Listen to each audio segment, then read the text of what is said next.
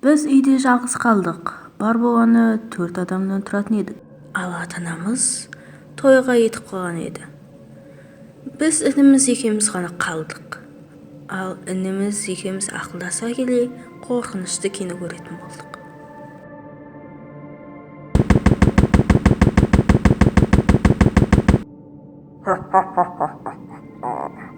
Осы қорқынышты бейне пайда болғаннан кейін бізден үйде жарықтар сөне бастады.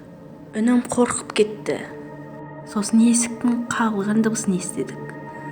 Ініміз екеуміз антан болдық та қорқып дірілдеп төр бөлмеге кіріп атамның шоқпарын алып есікке қарай жүрдік. Екеуміз есікке қарай сәл-пәл адым басып есікке қарай жүре бердік. Сосын інім айтты: "Сен үлкенсің ғой, маған қамқор болуың керексің. Қолында шоқпар және мен тұрған кезде сен мойыма." Інімнің осы сөзін естігеннен кейін мен өзім талып қала жаздадым.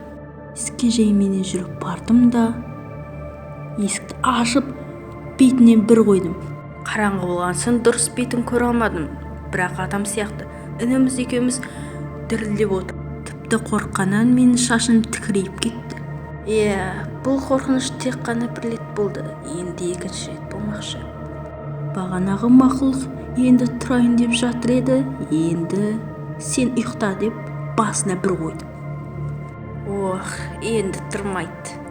Інім қорықпай-ақ қой, екеуміз жеңдік деп қарайын деп жатыр едік. Екеуміз дірілдеп барып қарасақ, ол қуанышқа орай тоқ жөндеуші екен. Осы шоқпардың арқасында мен талай рет ұрыс естіп алдым. Тоқ жөндеуші ағай кеткен соң, сәл-пәлден соң анам мен әкем келді. Інім екеуміз ішегіміз қатқанша күліп алдық.